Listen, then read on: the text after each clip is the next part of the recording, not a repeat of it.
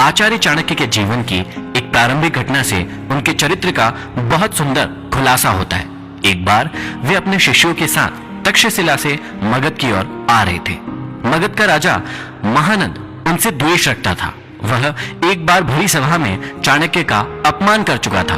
तभी से उन्होंने संकल्प लिया था कि वे मगध के सम्राट महानंद को पद से नीचे उतार कर ही अपनी शिखा में गांठ बांधेंगे। इसके लिए वे अपने सर्वाधिक प्रिय शिष्य चंद्रगुप्त को तैयार कर रहे थे। मगध पहुंचने के लिए वे सीधे मार्ग से ना जाकर एक अन्य उबड़ खाबड़ मार्ग से अपना सफर तय कर रहे थे। उस मार्ग में कांटे बहुत थे। तभी उनके पैरों में एक कांटा चुभ गया। वे क्रोध से भर उठे। तत्काल उन्होंने अपने शिष्यों से कहा, उखाड़ फेंको इन नागफनों को, एक भी शेष नहीं रहना चाहिए। उन्होंने तब उन कांटों को ही नहीं उखाड़ा, उन कांटों के वृक्षों की जड़ों में मही डाल दिया ताकि वे दोबारा न उग सके।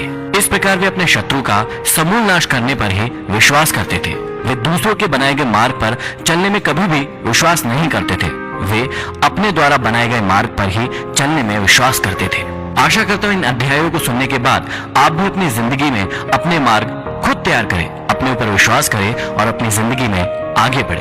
तो चलिए प्रारंभ करते हैं। प्रथम अध्याय में श्री चाणक्य श्री विष्णु भगवान को नमन करते हुए समझाते हैं कि राजनीति में कभी कभी कुछ कर्म ऐसे दिखाई पड़ते हैं जिन्हें देखकर सोचना पड़ता है कि यह उचित हुआ या अनुचित, परंतु जिस अनीति कार्य से भी जन कल्याण होता हो अथवा धर्म का पक्ष प्रबल होता हो तो उस अनैतिक कार्य को भी नीति सम्मत ही माना जाएगा। उदाहरण के रूप में महाभारत के युद्ध में युधिष्ठिर द्वारा अश्वत्थामा की मृत्यु का उद्घोष करना यद्यपि नीति विरुद्ध था, पर नीति कुशल योगीराज कृष्ण ने इसे उचित माना था, क्योंकि वे गुरु द्रोणाचार्य के विकट संहार से अपनी सेना को बचाना चाहते थे। आगे चाणक्य समझाते हैं कि मूर्ख छात्रों को पढ़ाने से, दुष्ट स्त्री के पालन पोषण से और दुखियों के साथ संबंध रखने से बुद्धिमान व्यक्ति भी दुखी होता है। इसका मतलब यह नहीं है कि मूर्ख शिष्यों को कभी उचित उपदेश नहीं देना चाहिए।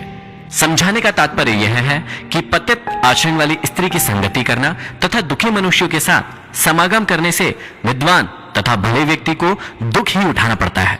वास्तव में शिक्षा उसी इंसान को दी जानी चाहिए जो सुपात्र हो। जो व्यक्ति बताई गई बातों को ना समझे उसे परामर्श देने से कोई लाभ नहीं है। मूर्ख व्यक्ति को शिक्षा देकर अपना समय ही नष्ट किया जाता है। यदि बात दुखी व्यक्ति के साथ संबंध रखने की है तो दुखी व्यक्ति हर पल अपना ही रोना रोता रहता है।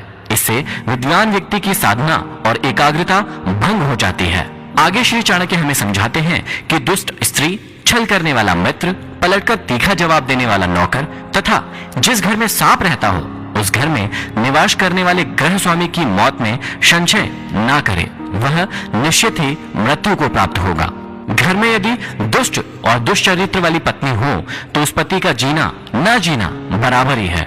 वह अपमान और लज्जा के बोझ से एक तो वैसे ही मृतक के समान है, ऊपर से उसे सदैव यह भय भी बना रहेगा कि यह स्त्री अपने स्वार्थ के लिए कहीं उसे विष न दे दे।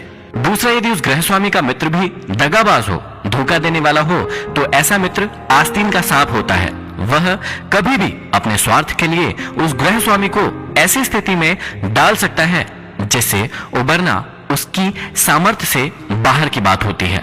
तीसरा, घर में यदि नौकर बदजुबान हो, बात बात में झगड़ा करने वाला हो, पलटकर तीखा जवाब देने वाला हो तो समझ लेना चाहिए कि ऐसा नौकर निश्चित रूप से घर के भेद जानता है, और जो घर के भेद जान लेता है वह उसी तरह से घर बार का विनाश कर सकता है जैसे विभीषण ने घर में भेद करके रावण का विनाश करा दिया था।